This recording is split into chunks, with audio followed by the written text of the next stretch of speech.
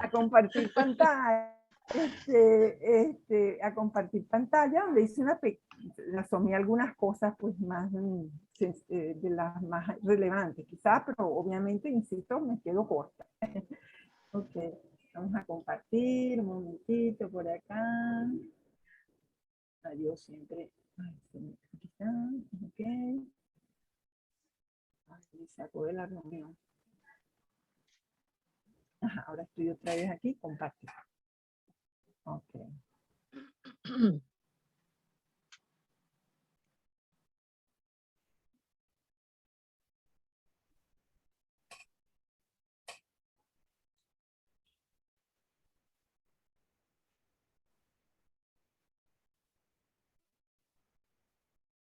Ajá. ¿Me están viendo? Sí. Doctora. Sí, ok. Sí, Gladys, Bueno, sí. entonces, bueno, como les decía, pues nuestro invitado de hoy a este espacio que denominamos Horizontes de la Bioética es el doctor Francisco Javier León, que es doctor en Filosofía y Letras de la Universidad de Valladolid en España, magíster en Bioética por la Universidad de Santiago de Compostela, en una amplia carrera docente, parte de ella desarrollada en España, en universidades de León y Santiago de Compostela, pero también en Chile, en donde ha estado en diversas universidades, la Pontificia Universidad Católica, la Universidad de Ellos, y creo que es la última, digamos, de ella, la Universidad Central de Chile, donde es director del programa de Ciencias Médicas y Bioética de la Facultad de Medicina. También participa con la Universidad Libre Internacional de las Américas y ha sido profesor invitado en diversas maestrías y cursos de especialización en países como España, Colombia, Argentina, Uruguay, Paraguay.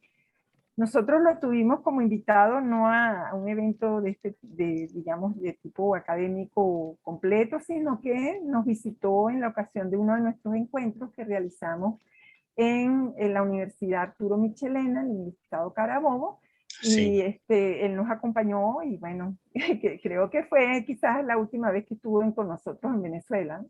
Sí. Ok. Bueno, tiene una amplia trayectoria también como promotor de la bioética, fue fundador y director del Grupo de Investigación en Bioética de Galicia, miembro fundador de la Asociación Española de Bioética y Ética Médica, presidente de la Sociedad Chilena de Bioética, miembro de la directiva de la Federación Latinoamericana de Instituciones de Bioética, FELAIBE, desde el año 2003, y ha tenido numerosos periodos en que ha sido su presidente. Es presidente de la Comisión Ministerial de Ética de la Investigación Médica en Chile. Bueno, ya dije antes que nos acompañó en Venezuela en uno de nuestros encuentros. Esto es así como una mínima, digamos, resumen de todas sus actuaciones.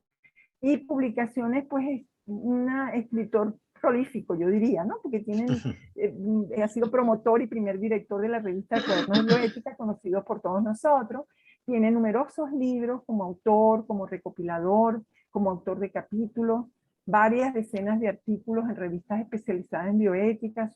Sus áreas de interés, uno lo que tendría que decir es cuál no es en el campo de la bioética, porque son muchas: ética clínica, fundamentación, bioética de salud pública, políticas de salud, justicia sanitaria, comité de bioética, docencia en bioética, bioética ambiental. Pero yo encontré un común denominador a estos intereses de él como escritor en bioética, digamos, y es que siempre tiene como un gran interés por todo lo que se refiere a Latinoamérica. Y de hecho creo que pues ya ha dejado de ser europeo y y es actualmente más latinoamericano, ¿verdad? Y creo no equivocarme en eso. Mire, una impresión nada más de leer lo que usted hace y publica, pues sin conocer eso, digamos, de primera mano, pues creo que eso nos queda a todos como la impronta, ¿no? De ese gusto, ese interés, ese amor por Latinoamérica.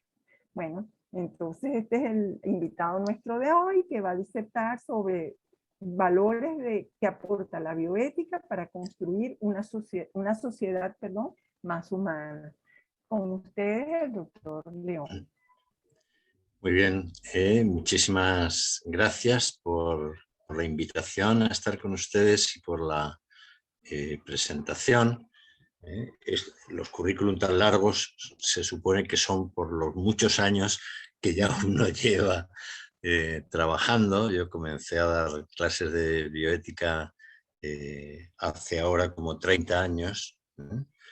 Entonces, bueno, pues he tenido bastante tiempo para hacer actividades docentes, para hacer actividades escritos, y también para formar parte de comités de bioética, de comités de ética asistencial, clínica y de comités de ética de investigación. Y ahora mismo dedico la mitad de mi tiempo a los comités de ética y la otra mitad a la universidad.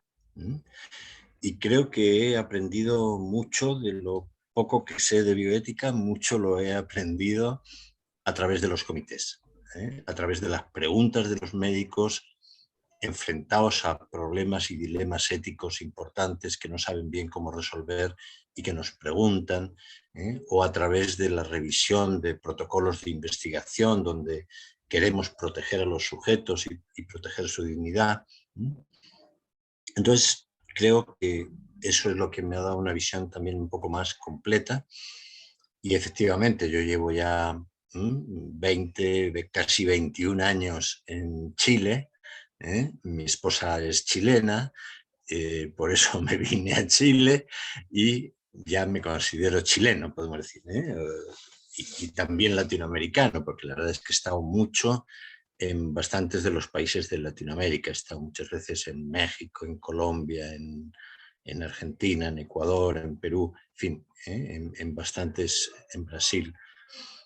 Y he tenido la suerte de conocer de primera mano a muchas de las personas, al doctor Alfredo Castillo Valeri, a Ludi Smith, a otros muchos que comenzaron con los temas de bioética en cada uno de los países y que han hecho una tarea tan estupenda de fundamentación de una bioética latinoamericana, que también hoy quiero un poco mostrarles por dónde pienso que va o cómo puede contribuir a una sociedad más humana y más justa, algo que es como un anhelo que tenemos muy especialmente en Latinoamérica. Voy a compartir con ustedes una presentación que, bueno, la he puesto en muchas ocasiones. Entonces, a lo mejor algunos de ustedes ya han visto esta primera diapositiva. Vamos a hablar de principios, valores y normas en bioética, y no solo de una bioética clínica, sino de lo que yo he llamado desde hace algunos años una bioética social. Una bioética que trate de la ética que deben tener las instituciones de salud y los sistemas de salud y las políticas de salud. Es toda la sociedad la que está implicada en la atención de salud. Por lo tanto, el sistema, ustedes lo saben bien, pero en todos los sitios el sistema político, el sistema económico, el sistema social, cultural, influye en la forma en que se da la atención de salud y influye en los problemas que se le plantean a los profesionales de la salud, que son distintos en cada país y que dependen de estas circunstancias que no son estrictamente de la bioética clínica, no son estrictamente de que el médico, la enfermera, el profesional de la salud se quiera portar bien con sus pacientes, sepa hacer relación de ayuda, sepa humanizar la atención, etcétera, sino que hay muchos problemas que se plantean por aspectos institucionales, por la organización, por la eficacia que tiene la atención de salud, por las políticas que se hacen de salud, por el dinero que hay para la salud, por los profesionales que existen para atender en salud a la población, etc. Aquí ven la bola de la Tierra. ¿Por qué? Porque intentamos en bioética una ética universal que pueda servir para todos. Que pueda servir en todos los países, en todo el mundo, independientemente de las culturas, aunque hay que tener en cuenta la propia cultura para poder hacer una bioética adaptada a las circunstancias culturales de cada sitio.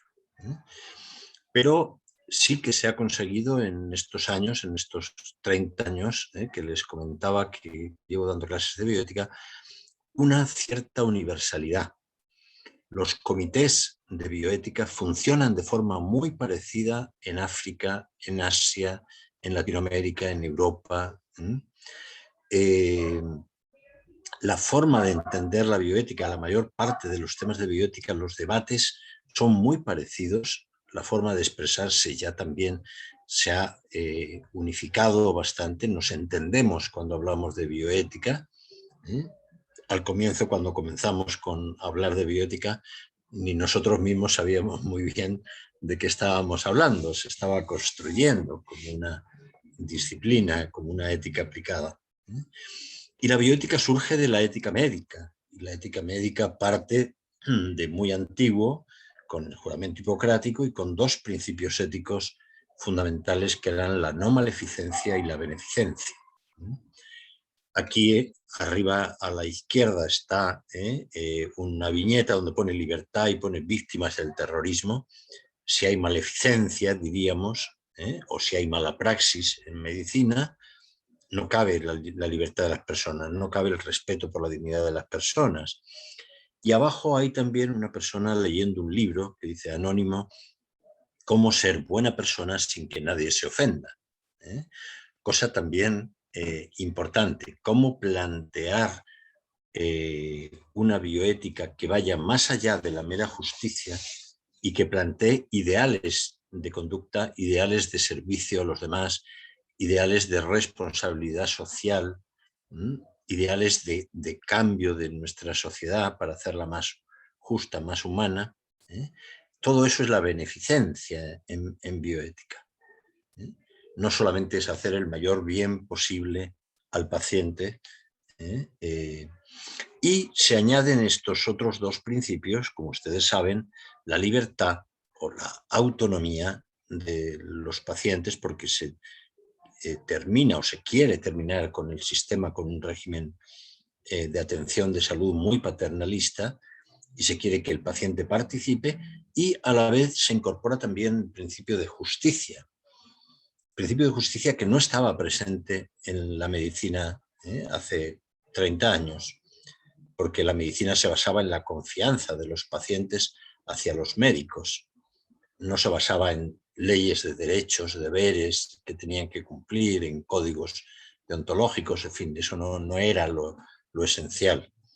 Hoy en día sí, tenemos en la mayoría de los países leyes de derechos en la atención de salud, y se entiende la salud como un derecho humano fundamental, que es un derecho a ser atendidos en salud cuando lo necesitamos, o a prevenir que nos pongamos enfermos, o rehabilitarnos cuando hemos estado enfermos. Por lo tanto, es un derecho a la salud que le corresponde atender al Estado con carácter universal para todos los ciudadanos.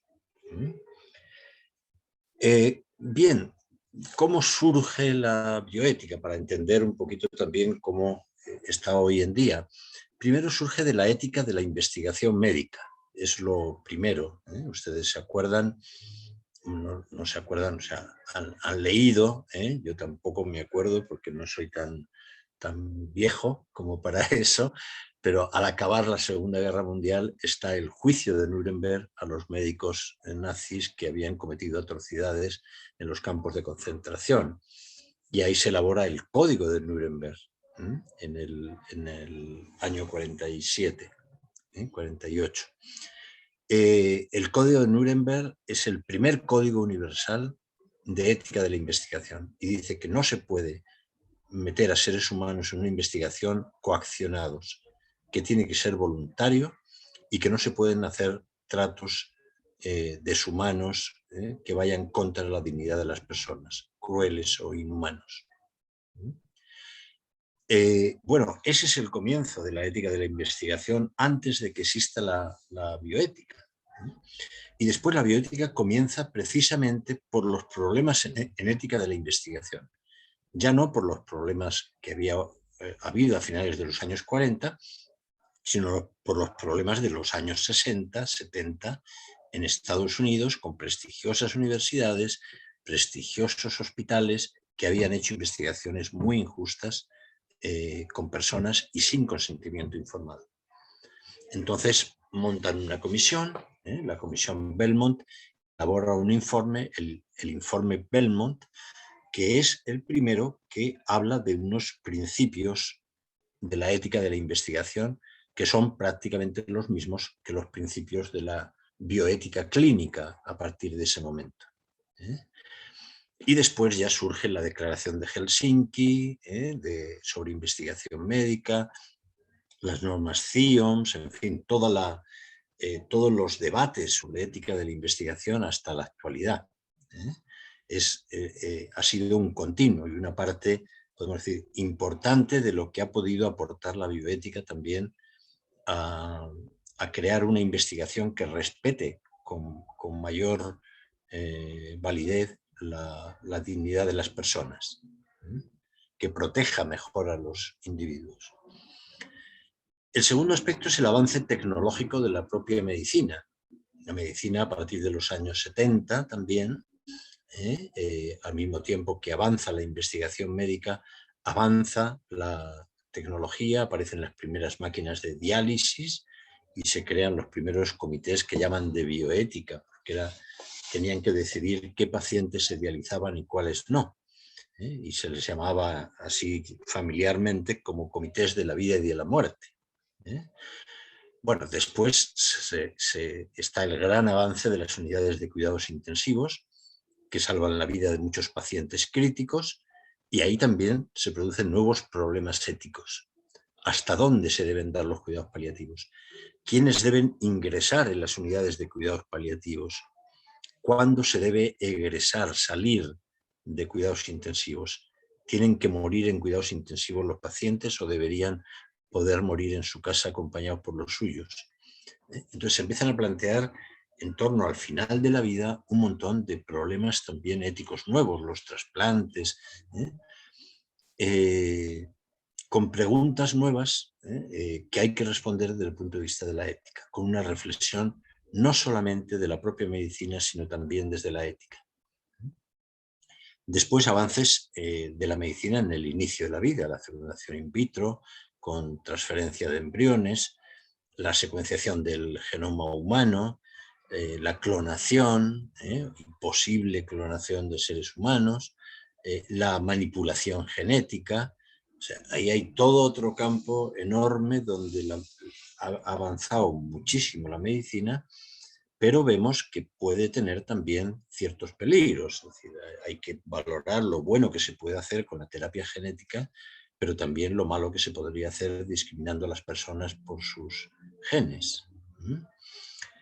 O tratando de crear seres humanos más perfectos, como ahora hay toda una corriente que también ha influido en bioética, que llaman del Human Enhancement, del mejoramiento humano, que lo que dice es que tenemos que crear una especie de superhombre, que la biotecnología actual ya va a permitir detener el envejecimiento celular, que va a permitir que vivamos 140, 150 años. No nos han preguntado si queremos vivir tanto, porque vivir la mitad de nuestra vida jubilados con poco dinero y no sé si es algo muy apetecible, pero bueno, dicen que es muy posible que vivamos esos años, que se pueden trasplantar todos los órganos, que se pueden vencer todas las enfermedades infecciosas. Esto lo decían hace muy pocos años. No sé si ustedes han visto en algunas librerías un volumen así un poquito grueso de un autor norteamericano, Hariri, que hace una exposición y a la vez una crítica un poco irónica y que se titula el libro Homo Deus, el hombre Dios. Y dice que lo que está pretendiendo toda la nueva tecnología en medicina es crear un hombre que ya no sea hombre, que sea Dios. Porque va a ser inmortal, etcétera, etcétera. Bueno, yo creo que la misma historia ha tirado por abajo estas teorías tan optimistas sobre el futuro humano. Ya bastaba un pequeño coronavirus para destrozar todos nuestros sistemas de prevención en salud, de salud pública, para desbaratar todos los intentos de parar las enfermedades contagiosas, para revertir nuestra propia sociedad, nuestro desarrollo económico, en fin, todavía estamos en medio de esta pandemia. ¿Por qué? Porque la medicina no ha podido afrontar, no lo ha podido afrontar, a pesar de de esas posiciones tan optimistas que había. Pero cada avance de estos de la medicina va creando problemas también éticos que la bioética debe resolver. Y luego los sistemas públicos de salud, la hospitalización, los grandes hospitales que llevan la atención de salud a todas las personas, pero que también a la vez pueden deshumanizar un poco la atención, largas listas de espera, muchos pacientes con pocos profesionales, la tecnificación cada vez mayor de la medicina, que puede hacer que se aleje de nosotros el profesional de la salud, se aleje de los pacientes. En Japón están intentando hacer un robot médico que sea el que haga la primera entrevista clínica. Uno va, le pregunta al robot, le dice sus síntomas, le dice todo, el robot te dice todos los análisis que te tienes que hacer, vas, te los haces, vuelves, se los ingresas al robot y el robot te da el primer diagnóstico y ya te envía a un médico. De verdad. Bueno, no sé si esto será posible, pero si llegaremos a tanta tecnificación, pero es cierto que se puede perder de vista toda la parte humana que tiene la atención de salud, que es importantísima. De humanidad, de compasión, de relación de ayuda, de acompañamiento. Y después la especialización, que nos lleva a ver las cosas desde nuestro agujero pequeñito. Yo tuve hace como unos 3 años un esguince del talón de Aquiles. Estaba con mucho dolor, fui cojeando a una reunión que tenía de un comité de ética de investigación, y ahí estaba un amigo mío que era traumatólogo. Entonces le pregunté al comienzo de la reunión, mira, al final puedo hablar contigo un momento porque necesito que me ayudes. Y cuando terminamos la reunión le dije, mira, necesito tu ayuda por esto. Y me dijo, sí, pero mira, yo soy de extremidades superiores. Te tengo que enviar con alguien que sea de extremidades inferiores. Y además ahora hay especialistas en rodilla y especialistas en pie. Entonces te voy a enviar a uno de pie. Y yo en broma le dije, bueno, pero tiene que ser un especialista de pie izquierdo, porque el que me duele es el izquierdo. Bueno, era una broma, me dijo, no, ya no llega a tanto, pero es cierto que se van especializando cada vez más. Es buena la especialización, pero podemos perder de vista que tenemos a un paciente que tenemos que ver de modo integral delante de nosotros. Por tanto, la bioética es muchas cosas hoy en día. Es una parte de la ética dedicada a esos nuevos problemas del ámbito de la biomedicina que siguen existiendo y que siguen creándose cada vez más. Búsqueda de soluciones cuando hay conflictos de valores, y estamos en un mundo donde los conflictos de valores se han acentuado, no han menguado, han crecido. Un marco de reflexión interdisciplinaria, esto fue desde el comienzo y sigue siéndolo, y es parte de la riqueza que tiene la bioética también. Crean métodos de análisis y de toma de decisiones, que ha sido mucho de lo que más ha influido, podemos decir, en la parte concreta de las instituciones de salud. Y es una búsqueda normativa también, como toda ética debe serlo, por consenso, en una ética de mínimos que suele estar regulada o normativizada por el derecho, y también de ideales, de valores más exigentes que son los más propios de la ética, podemos decir. Hay distintos planteamientos de la bioética. Cuando Beecham y Childress elaboran su primer libro de principios de ética biomédica, hablan de una bioética de los principios que se plantea resolver los conflictos basándose en principios éticos universales que guían la actuación del médico. Y hablan de esos 4 principios que todos ustedes conocen. ¿Por qué llegan esos 4? Porque se ponen de acuerdo, empiezan a hacer una lista y les salen, según dijo uno de ellos aquí en Santiago de Compostela, en Santiago de Chile, perdón, uno de ellos dijo que se habían puesto y habían hecho una lista de 47 principios éticos importantes para los médicos. Pero dijeron, bueno, si les queremos enseñar a nuestros estudiantes de medicina 47 principios, no se van a aprender ni la mitad. Entonces vamos a ver cuáles son los realmente fundamentales dentro de esos principios. Y salieron estos 4. Pero en la Georgetown, en el Instituto Kennedy de Bioética, donde estaban estos 2 autores, estaba también otro médico, docente de medicina, Edmund Pellegrino, que hablaba de todo lo contrario y decía, no, lo importante no son los principios racionales que vamos a aplicar a nuestra práctica médica. Lo más importante son las virtudes que tiene que tener el médico para tener un buen hacer profesional estrechamente conectado con el bien del paciente, que es el fin prioritario de la actuación del médico y anterior a sus intereses personales. Para que el médico ponga los intereses del paciente por delante de los suyos, se necesitan virtudes, no solo principios. Y a partir de ahí eso se ha desarrollado mucho. El casuismo, que la bioética ayuda a resolver casos concretos, a analizar situaciones concretas en función de las circunstancias. Hoy en día se habla de la bioética narrativa, de esa bioética que tiene que tener en cuenta la narración de su enfermedad que hace el propio paciente o la propia biografía del paciente, porque nos va a indicar mucho de cómo está afrontando su enfermedad, su proceso de enfermedad o su proceso de muerte y vamos a poder ayudarle mucho mejor. Hace falta la narración, los ejemplos o la hermenéutica, que es toda una serie de autores que también hablan de que tenemos que ponernos de acuerdo en la terminología que vamos a utilizar. ¿Qué estamos hablando cuando hablamos de eutanasia? Aquí ha salido en Chile ahora un proyecto de ley que toda la prensa ha calificado de proyecto de ley de eutanasia y resulta que el proyecto de ley se llama de los cuidados paliativos y de la ayuda al suicidio. Por lo tanto, no está hablando de eutanasia directamente, pero en toda la prensa se destacó eso y todo el mundo piensa que es una ley de eutanasia. Es distinto eutanasia que suicidio asistido, entonces tenemos que ponernos de acuerdo en qué es cada cosa. Bueno, definición de bioética que doy y que me parece que puede ayudar un poco a clarificar. Es una deliberación práctica, en primer lugar.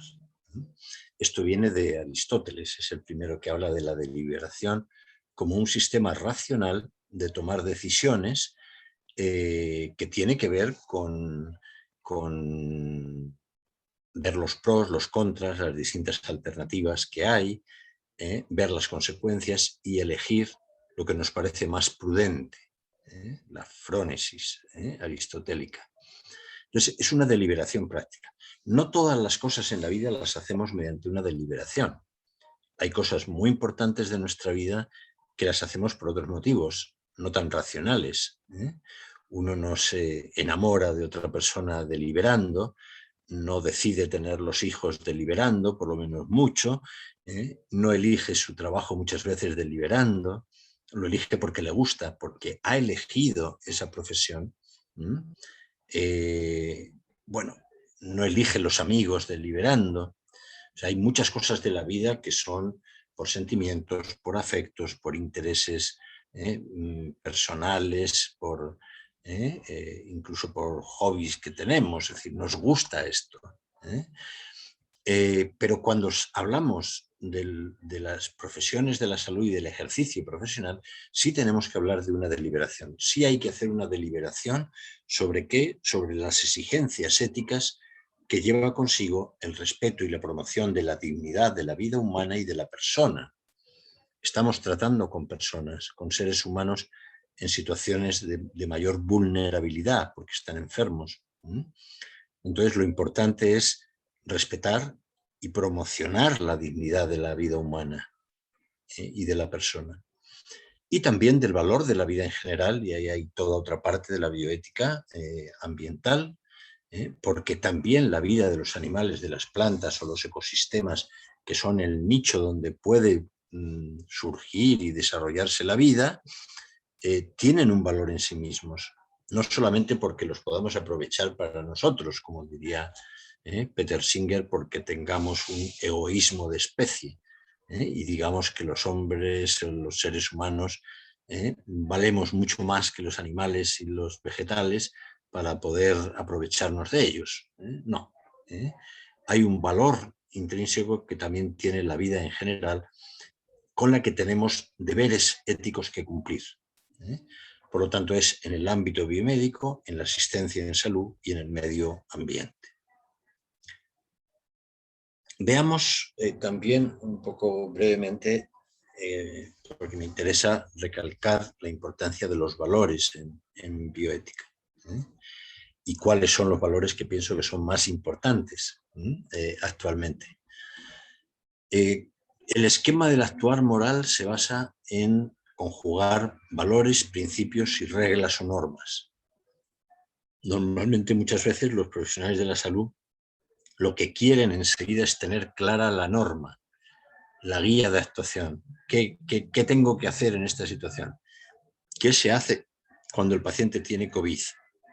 A ver, que los comités de ética nos den guías de actuación para atención de pacientes COVID. ¿Quiénes tienen que ingresar en cuidados intensivos con COVID? Bueno, pues que nos digan exactamente qué criterios se van a utilizar.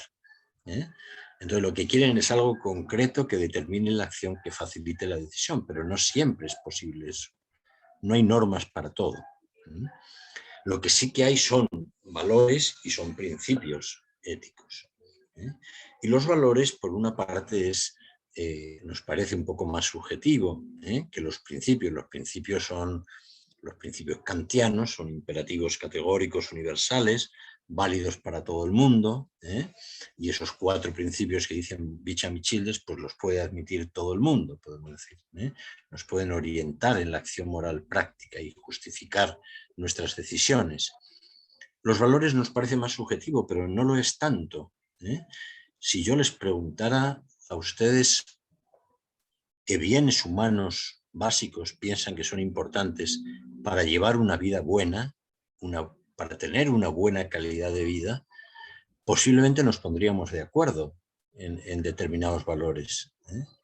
Ahora vamos a ver los que les propongo yo, no sé si estarán de acuerdo o no, pero nos vamos a poner de acuerdo en muchos valores que consideramos importantes en nuestra vida. Que lo podemos ver como bienes que tenemos como seres humanos y que lo podemos ver como derechos humanos que tenemos también frente a los demás. Los demás tienen que respetar esos bienes humanos básicos míos y por lo tanto yo tengo derechos humanos que son inalienables y que el Estado debe atender. O también, como dicen otros autores como Amartya Sen, Martha Nussbaum, las capacidades básicas del ser humano. No basta con que tenga derechos humanos. Tienen que existir la posibilidad de hecho de ejercerlos.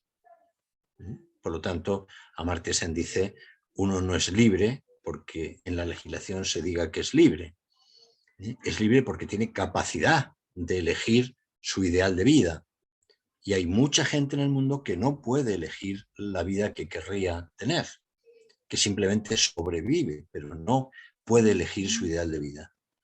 Por lo tanto, le falta la capacidad de ser libre, la capacidad de ejercitar sus derechos humanos.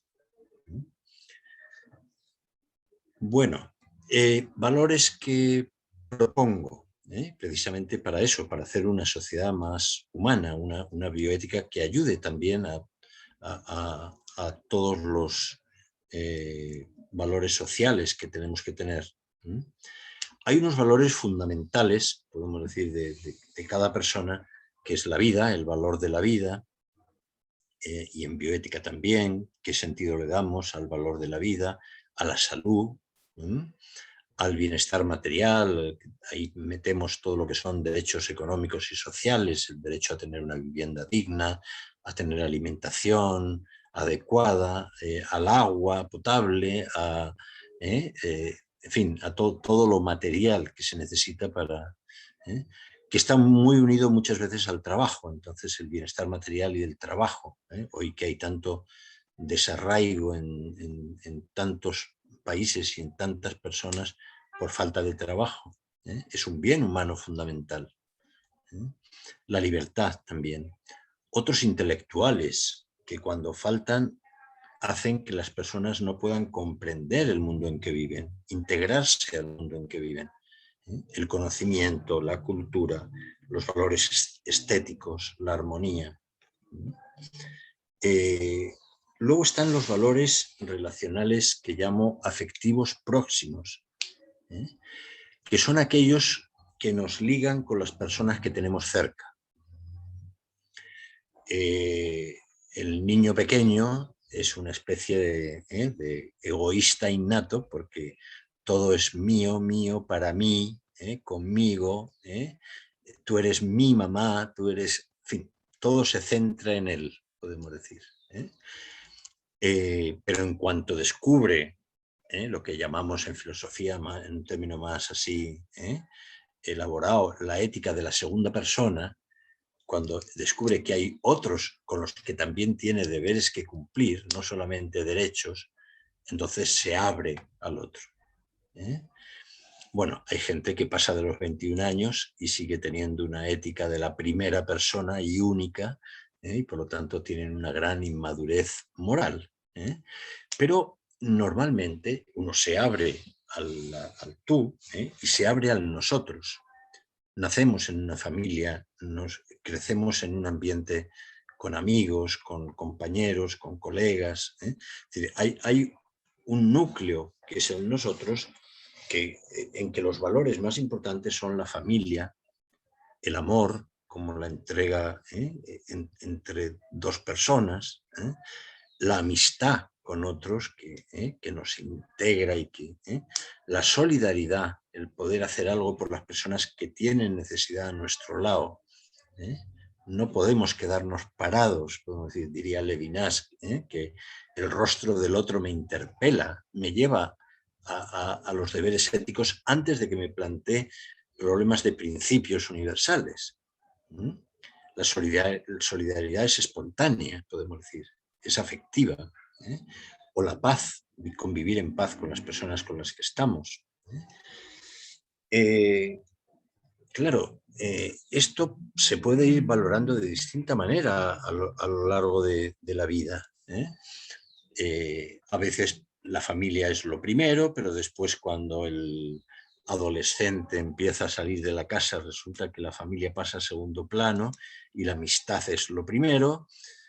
Luego empieza la universidad y empieza a trabajar y entonces resulta que el trabajo y el bienestar material son lo primero, y luego ya está la familia y luego ya están las amistades, etc.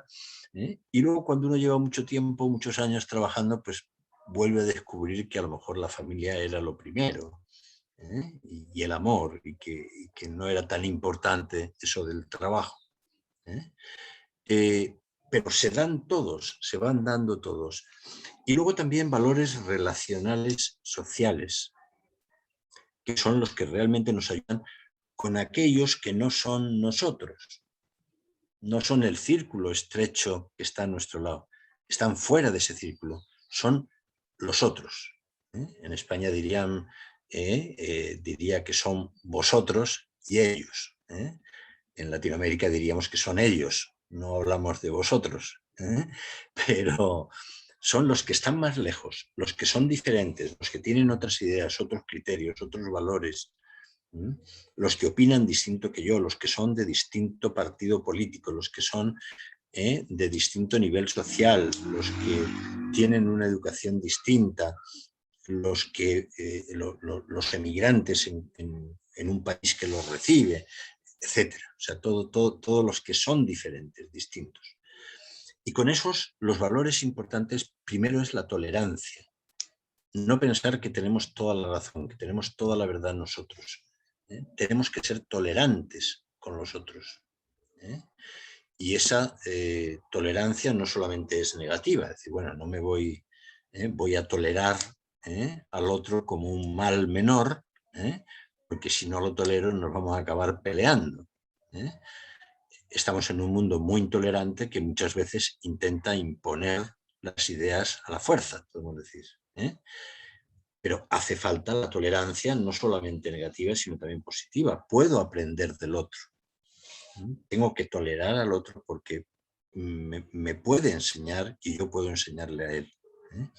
Y por lo tanto podemos llegar al diálogo, a lo que en la ética dialógica llamamos el ideal de comunicación entre sujetos que son sujetos importantes para mí. Y el diálogo es fundamental en la vida social porque es lo único que nos puede llevar a entendernos. Yo cuando veía a mis alumnos de la Facultad de Ciencias de la Salud, pues tirando piedras a los carabineros y formando barricadas al lado mismo de la universidad, lo veía desde mi ventana, y incendiando las barricadas y cortando las calles y tal cual. Bueno, muchas veces hablé con ellos de decir, bien, pero ¿qué vais a conseguir así? Vais a conseguir que también los carabineros tiren gases, que encierren en la cárcel a algunos de vosotros, que haya peleas y que haya sufrimiento por un lado y por otro, pero no sé si se va a conseguir algo más simplemente con la violencia. La violencia no es útil ni para vencer ni para convencer al otro. Entonces, el diálogo necesita de dos cosas.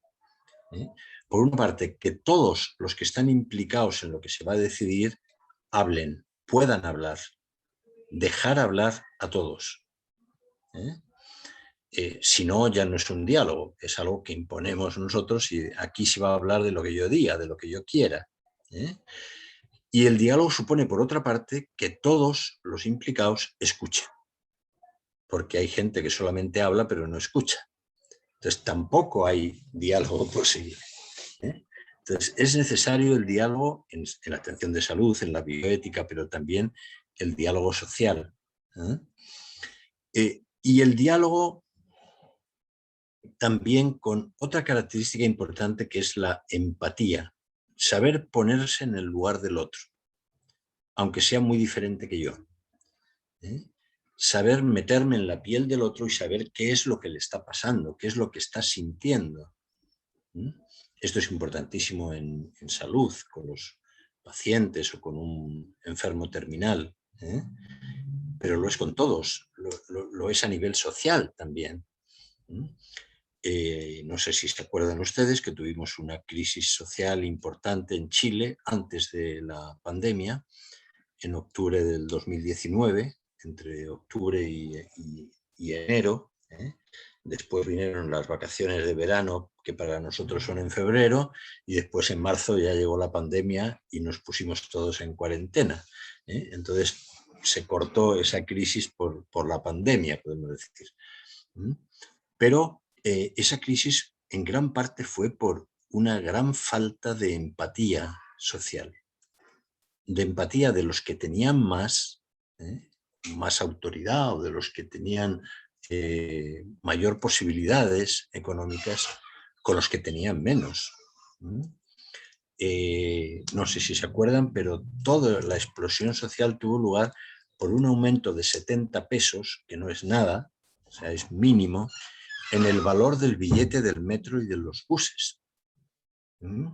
Pero eso fue como la gota que colmó el vaso y hizo que la gente tuviera un gran descontento. Y la ministra de Transporte se le ocurrió decir en ese momento que, bueno, que eso era a partir de las 8 de la mañana, pero que los que quisieran podían levantarse antes y ir al trabajo antes de las 8 y no se le iban a cobrar los 70 pesos. Entonces la gente estalló diciendo, bueno, esta señora no ha ido nunca al trabajo en el metro. La gente se está levantando a las 5 o 6 de la mañana para poder llegar a su trabajo a las 8:30 o 9. Entonces no se trata de que ahora encima se levanten antes. O en medio de todo el estallido social, el presidente de la República pasa por la Plaza Baquedano, que es donde habían tenido lugar todas las manifestaciones y que le habían pintado y hecho de todo allí, y pasa con su comitiva oficial, para la comitiva, se baja del auto con otros que le acompañaban y se hace una foto delante del monumento al general Baquedano. Bueno, era una forma de decir, no me importa nada lo que ustedes están pensando y están diciendo y se están manifestando, hasta que se juntaron 500.000 personas en una manifestación por la Alameda, por la principal avenida de Santiago. Bien, la empatía social, la falta de empatía es lo que provoca mayor marginación, podemos decir. La compasión, una sociedad compasiva, o como dice Adela Cortina, muchas veces tiene que ser una ética cordial. Una ética cordial no es una ética meramente racional o no es solamente justicia. Tiene que haber compasión por el otro. El reconocimiento del otro como persona. Algunos hablan de que lo que intentamos todos en la vida, en el fondo, es el reconocimiento de los demás, sobre todo de los demás que nos importan. Porque a mí que no me reconozca o que me insulte a alguien por la calle, si no lo conozco, pues bueno, me puede parecer mal, pero tampoco me afecta tanto. Ahora, si un amigo o una persona de mi familia me insulta, eso sí, me siento no reconocido por esa persona que para mí es importante. Y eso pasa con las personas y pasa con los grupos sociales y con las comunidades sociales. Hay gente que no recibe el reconocimiento de la sociedad donde están, que están al margen de ese reconocimiento. Por lo tanto, que son como ciudadanos de segunda categoría. Y es importantísimo ese reconocimiento social de todos en derechos, en deberes, en el trabajo, como personas, como gente que aporta a la propia sociedad. Y el reconocimiento de que las diferencias que podamos tener son una riqueza para todos. Yo lo veo claramente con el ejemplo de Chile. Llevo 20 años aquí.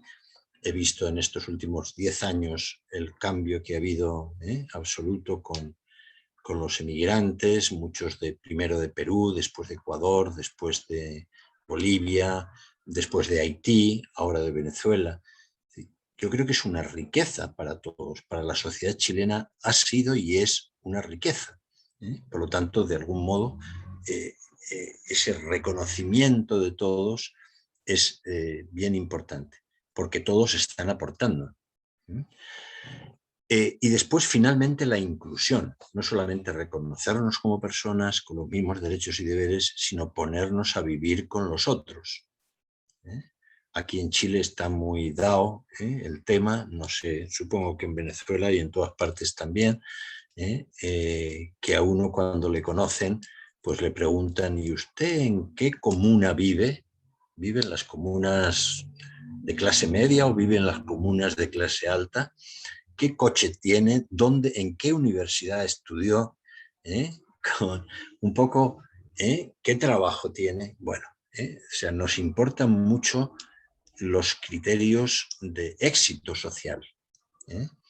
Entonces decimos que sí, que nos reconocemos todos como seres humanos, pero como se dice normalmente, unos son más iguales que otros. Es decir, bueno, pero yo vivo en mi barrio alto y tú, yo no bajo al sur de Santiago, porque en el sur de Santiago, como decía una señora, con muy mal criterio, decía, es que yo no bajo al sur de Santiago por debajo de la estación de Baquedano, no bajo de esa estación del metro porque la vista de la pobreza me hace daño. Entonces, ¿qué supone eso? Supone una falta de inclusión social total. Entonces, necesitamos ponernos a vivir con los otros, saber cómo viven esas personas y tratar de ayudarles. O sea, tenemos que salir adelante entre todos. Eso, otra de las enseñanzas que hemos sacado de la pandemia del coronavirus es que no podemos salir adelante solos. La economía no sale adelante solos, solamente teniendo trabajo nosotros. Tenemos que preocuparnos por los que se han quedado sin trabajo. Y la sociedad en general no sale adelante si todos no cumplimos las normas de evitar el contagio con el coronavirus. Y después, finalmente, están los valores relacionales, podemos decir ambientales, que hacen referencia también a las futuras generaciones. Cómo nos relacionamos con los animales, con los vegetales, con el medio ambiente, con el cambio climático hoy en día, y qué mundo le vamos a dejar a las futuras generaciones. Eso también es otra parte de la bioética. Entonces, luego los principios, grandes orientaciones de la acción práctica, que son esos fundamentales, y luego otros instrumentales, que son los que conocemos en ética como el principio del doble efecto, de totalidad, del observador imparcial, el principio de proporcionalidad, por ejemplo, en medicina, importante.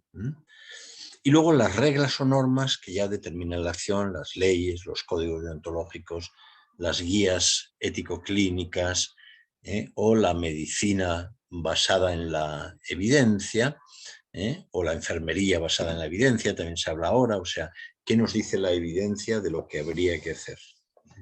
¿Qué es lo que comúnmente se hace en todo el mundo? Bueno, si tenemos una bioética centrada en los valores, tendríamos una ética de la felicidad, en sentido aristotélico, de la vida buena, de la virtud, en el sentido que le daba Edmund Pellegrino también. O sea, podemos hacer más hincapié en los valores que la bioética puede aportar para la construcción de una sociedad, y que nos llevaría a la realización personal, que es lo más aristotélico. Aristóteles dice que lo que busca la ética es la felicidad del ser humano y que es lo que buscamos todos. Les cuento una pequeña anécdota y con esto voy a ir acabando enseguida. Pero en Puerto Rico tuvimos el último congreso de FELAIBE hace 2 años y vi unas grandes vallas publicitarias en unos edificios que estaban construyendo, y vi que en una valla publicitaria ponían en inglés una frase de la ética a Nicómaco de Aristóteles. Aristóteles, ética a Nicómaco. Y ponían toda una frase que dice, bueno, lo que pretende el hombre son fines intermedios, pero al final el fin último que se pretende siempre es la felicidad. Bueno, dije, vaya, qué buenos estos puertorriqueños que citan a Aristóteles. Bueno, luego vi el cartel grande que habían colocado encima y ya no me pareció tan bien, porque eran gente joven, chicos y chicas que estaban bailando en una discoteca. Entonces, el criterio de felicidad era el carrete del fin de semana, que llaman los jóvenes en Chile. No es esa la felicidad de la que hablaba Aristóteles. Él hablaba más bien de esa realización personal, perfección como persona. Pero no solamente personal, sino también social hoy en día. Crear sociedades justas. Si la bioética la centramos en los principios, tenemos el principialismo norteamericano o el principialismo europeo, un poco diferente, y es diferente también en Latinoamérica cómo hemos adaptado ese principialismo. La no maleficencia significa una cosa para Estados Unidos, significa no hacer mala praxis. Para nosotros, fundamentalmente, primero significa no abandono de los pacientes, que no queden abandonados por el sistema de salud, que tengan atención. O justicia, en el sentido norteamericano, es respeto por los derechos individuales de los pacientes, y para nosotros es reparación cuando ha habido injusticias y protección de los más vulnerables, que son muchos dentro de nuestra sociedad.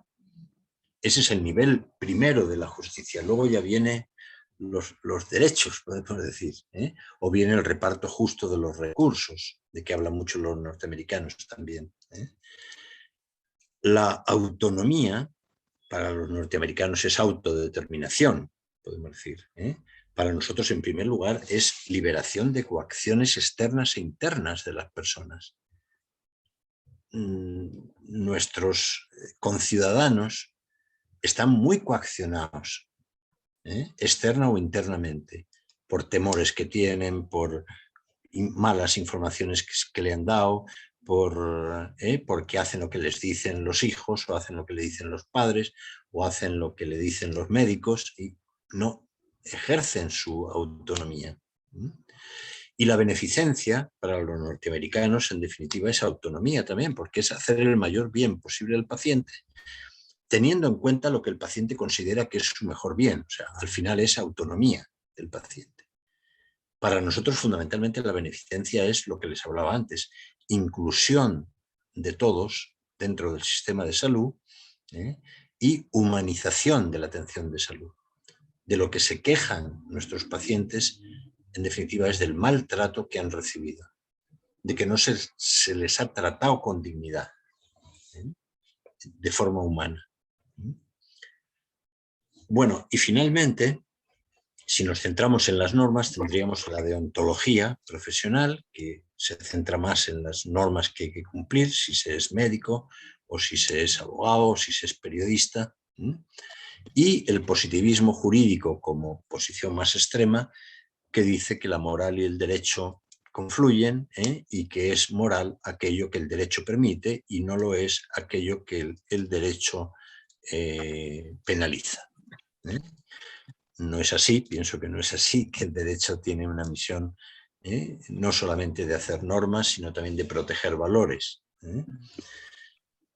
Bueno, esta era un poco la presentación que quería que viéramos hoy, y que les puedo enviar para que la tengan, o no sé si también han estado grabando, podrían ver después también la grabación. Pero, en fin, estoy abierto como a las preguntas que quieran hacer, o comentarios, o sugerencias.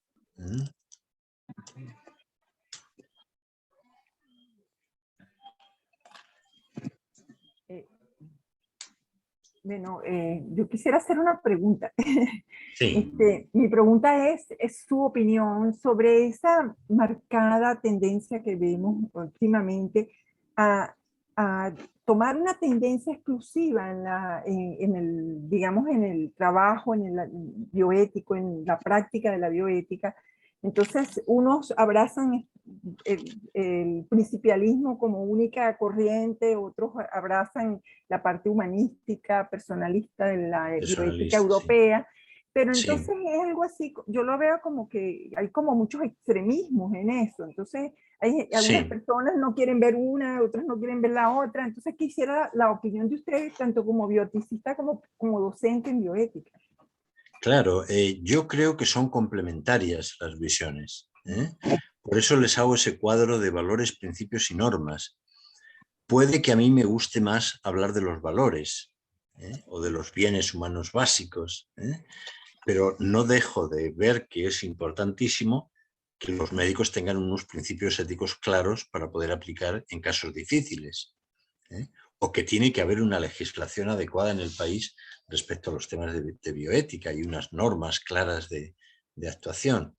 O sea, yo creo que las tres cosas son complementarias, y cuando las tres funcionan es cuando realmente está mucho más protegida la persona. Si las normas, el derecho se desvinculan de los valores, mal.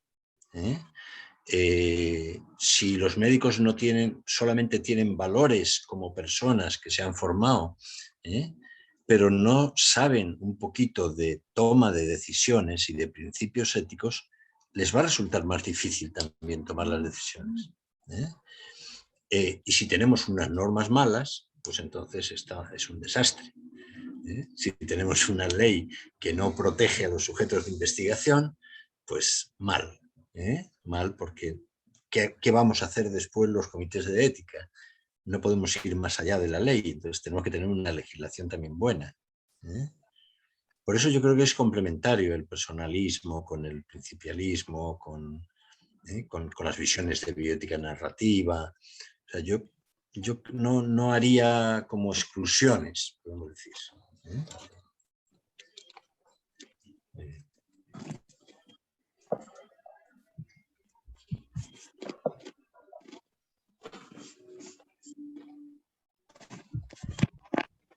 Sí, ¿alguna pregunta más?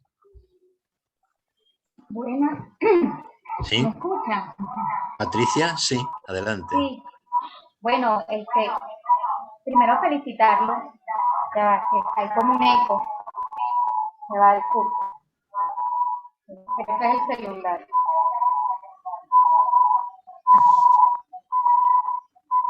A ver. Lo estoy alejando, Dios mío, pero... Sí. Ah, ya. Ay, no. Tengo un problema que en mi computadora no escucho, entonces la imagen la veo por la computadora y el audio Sí. Voy a ver si ahorita quito el audio y me disculpa. Dios mío.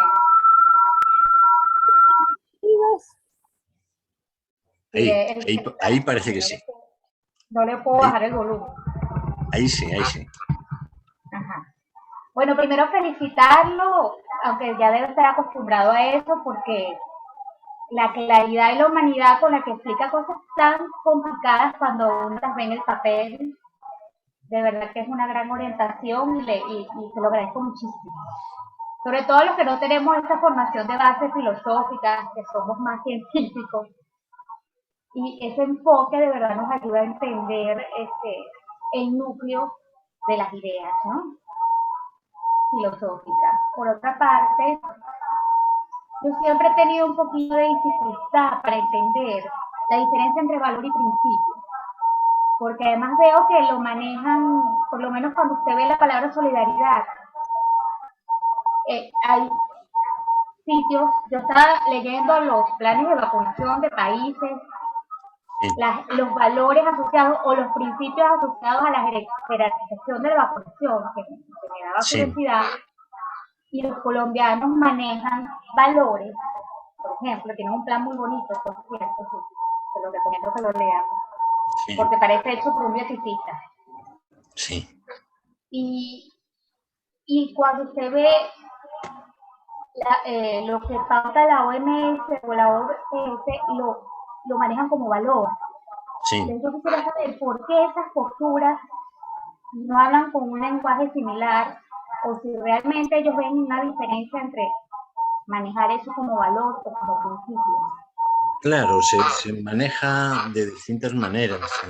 Por ejemplo, los europeos dicen que hay un principio de la bioética, es la vulnerabilidad. Ahora, yo pienso que la vulnerabilidad es una situación antropológica, es una condición antropológica del ser humano. No es un principio ético que inmediatamente nos lleve a una conclusión práctica. Tampoco es un valor, es una condición del ser humano. Entonces, solidaridad para mí es un valor. O el amor no es un principio ético, es un valor, podemos decir. Entonces, yo creo en esa distinción. Ahora, de hecho, sí, hay documentos internacionales donde se habla de los principios en un sentido más amplio y meten también valores, pero tampoco importa mucho, podemos decir. Lo llames principio o lo llames valor, lo importante es que digas que la solidaridad es fundamental en el actuar social o en el actuar profesional. Muy bien.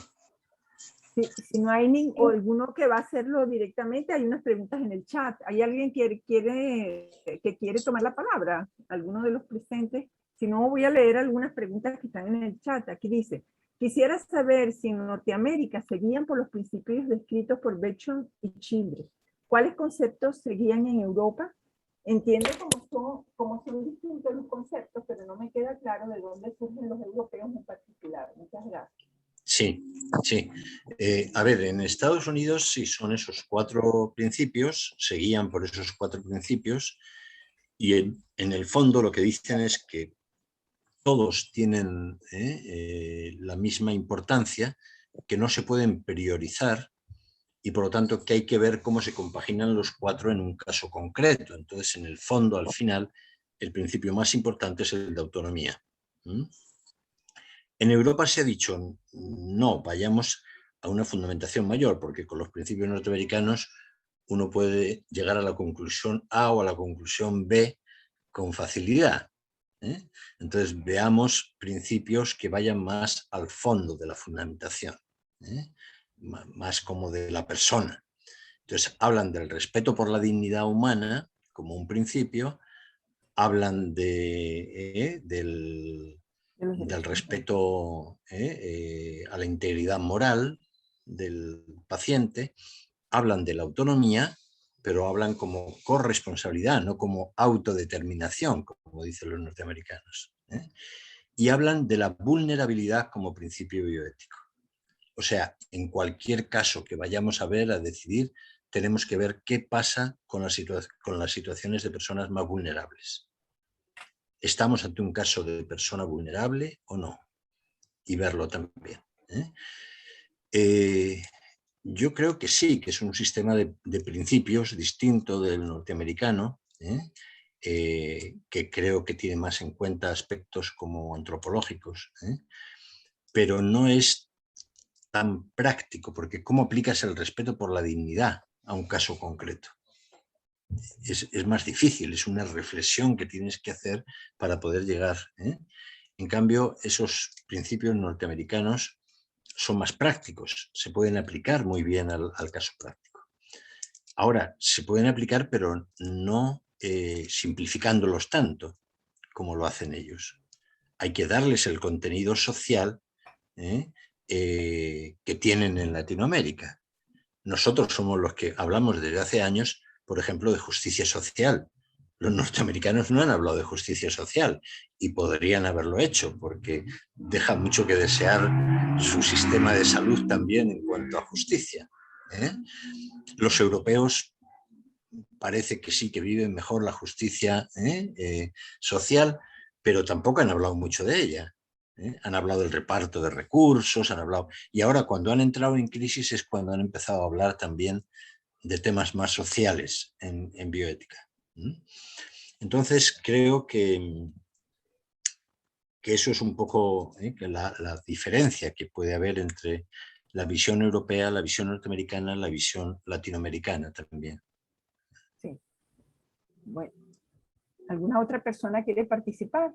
En el chat hay un comentario de una persona que dice que, bueno, primero dijo que era muy necesaria la bioética, que es la que le pareció muy sistematizada, amena la presentación, y dice además que en el área de salud pues está muy entronizada pues la bioética, pero ¿por qué en otras profesiones no sucede lo mismo? Pues?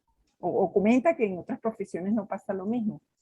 Sí, porque en otras profesiones no se ha desarrollado tanto porque no tenían una tradición tan antigua de ética profesional.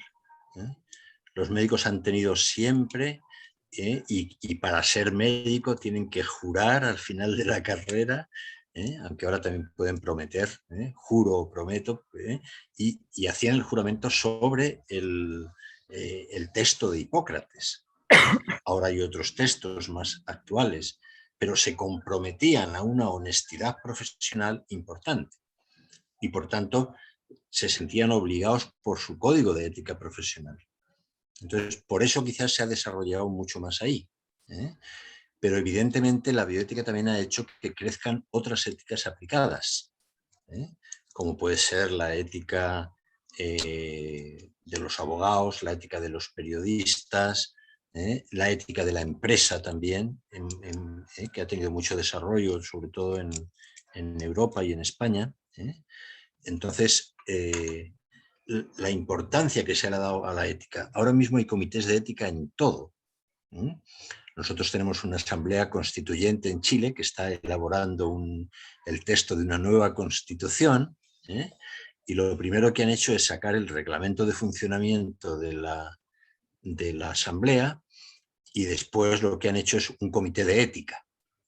Entonces, hay comités de ética en los partidos políticos, hay comités de ética en las universidades, en muchos sitios. ¿Por qué? Porque se considera que los aspectos éticos hoy en día son importantes. Se puede pasar en falta alguna omisión de lo que dice la ley, que alguien no cumpla totalmente con la ley, pero no se pasa por alto que una persona haya actuado mal éticamente, que haya mentido, por ejemplo. A un político no se le perdona que mienta. Si ha hecho alguna otra cosita así, que en fin, no era del todo legal, pero tampoco tan ilegal, bueno, podemos decir, hay mayor condescendencia. Bueno, profesor, eso por supuesto no pasa en nuestro medio. Yo tengo que decir, porque realmente nosotros justamente nos vendieron una idea de justicia social que se ha convertido en la mayor injusticia social realmente, ¿no? Entonces realmente sí. Es cierto, en los políticos ese es el gran problema del político nuestro, por lo menos el que nosotros tenemos. Sí. Sí. No he querido hacer referencia directa a la situación de Venezuela, porque eso se lo dejo como tarea a ustedes. Ustedes que se dedican a la bioética en Venezuela son los que tienen que ver cómo son sus instituciones de salud, sus políticas de salud, sus sistemas de salud. En fin. Lo entendemos, sí. Lo entendemos y lo sufrimos, profesor. Claro. Quisiera ver si alguien más está por allí que quisiera comentar o preguntar algo. Romy. Ajá. Buenas noches, muchas gracias, profesor. Hola. Excelente. Ya he estado en otros Zoom escuchándolo y siempre es una maravilla escucharlo. Precisamente usted estaba hablando y la doctora Gladys acaba de comentar acerca de las leyes. Usted hablaba antes de la ley positiva. ¿Cómo cree usted que los que estamos tratando de dedicarnos a la bioética podemos apelar a acciones en pro de la justicia y no para evitar lo que está sucediendo, que la ley positiva es ley muerta, pues? Porque hablamos de derechos, pero están escritos y no necesariamente se cumplen. Entonces, ¿qué mecanismos hay? ¿Qué podría uno fomentar desde el punto de vista bioético, cada quien en su área, como usted también lo acaba de mencionar, para que se establezcan acciones en pro de la justicia y no que todo quede en esa ley positiva?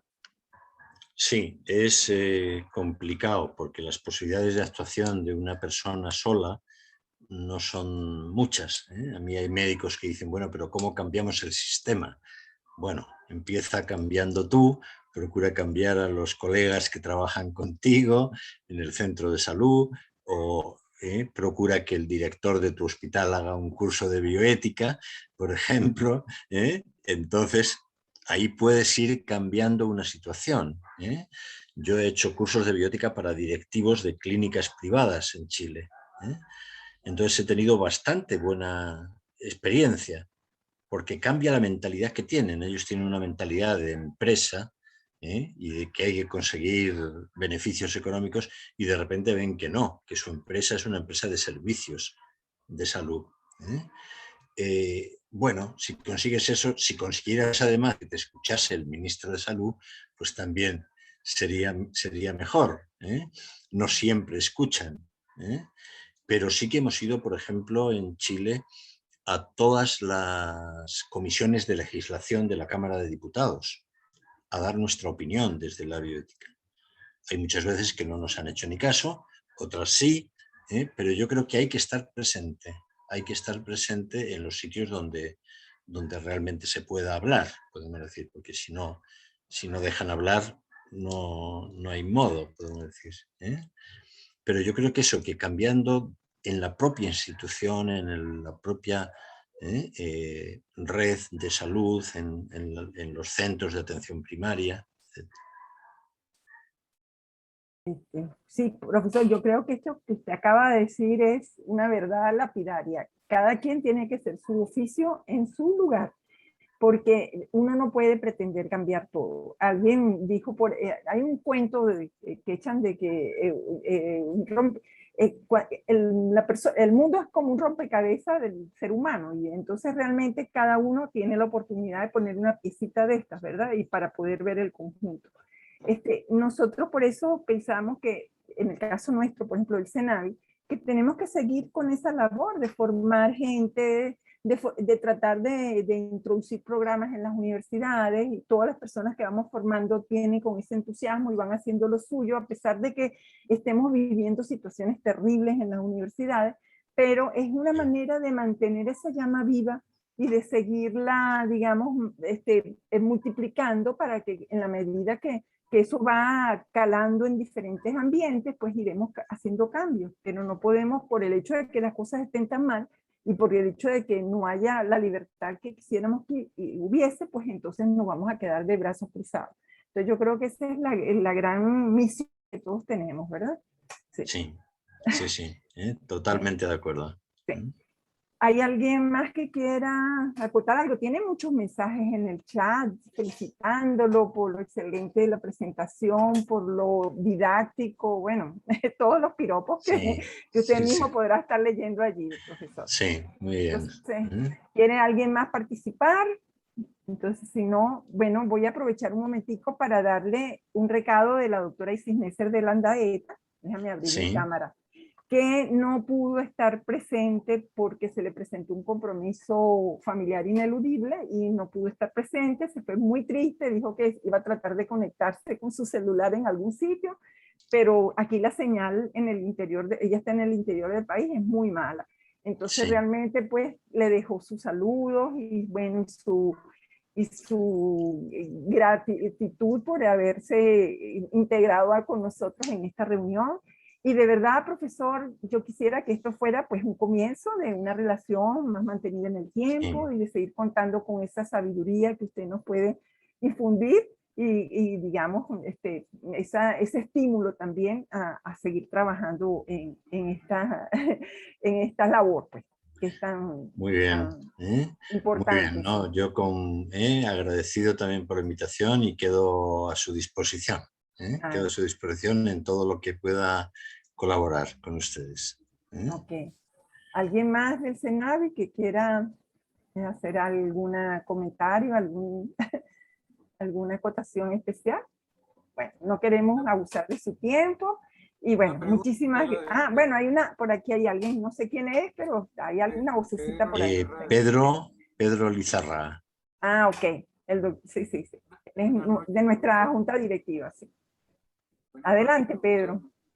Buenas noches, profesor. Me sumo a la cantidad de felicitaciones, una conferencia muy explícita, muy sencilla y muy lógica para entender. Quería hacerle una pregunta, profesor. En su experiencia, ¿la enseñanza de la bioética en el pregrado médico debe abarcar todos los años del pregrado o alguno de ellos nada más? Sí, yo creo que tiene que haber más que un curso.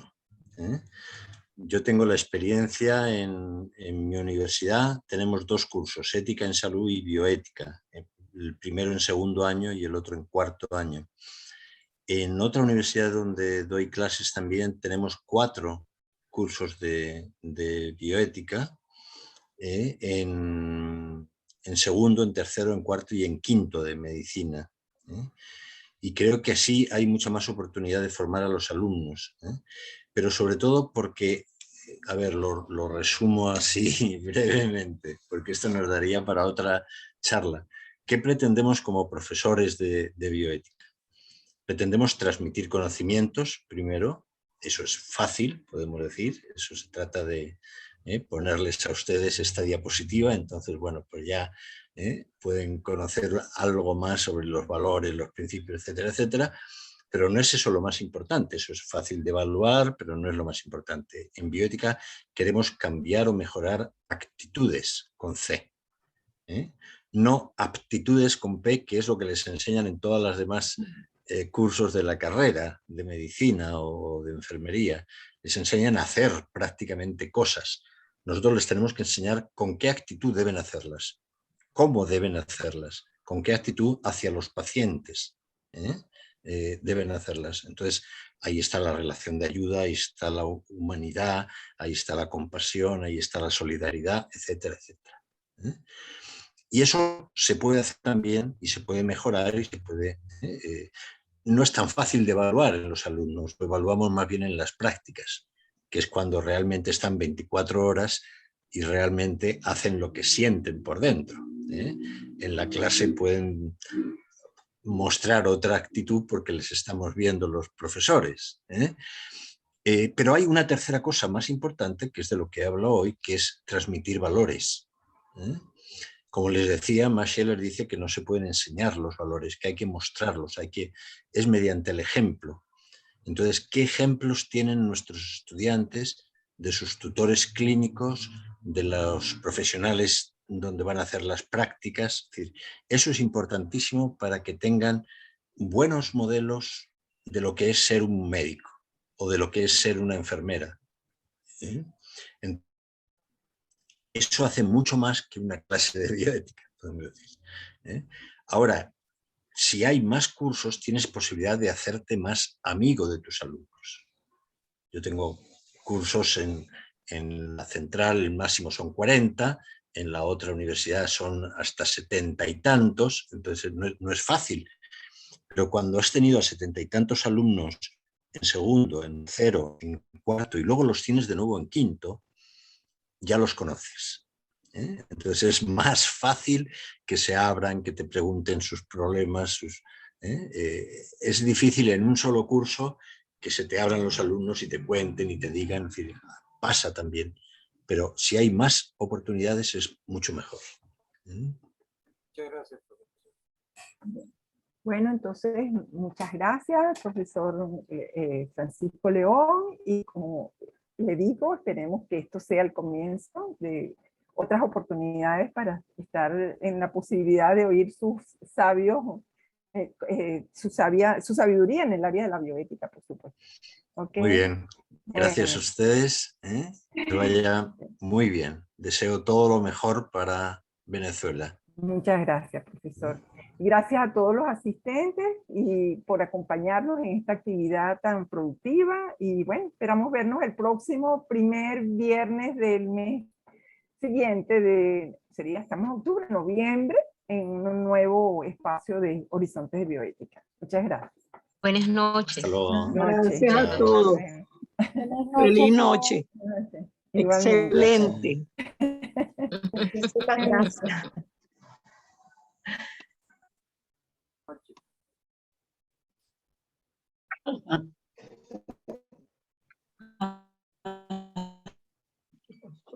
Me sigue diciendo. Dale el cuadrito, mamá. Tengo que cerrar.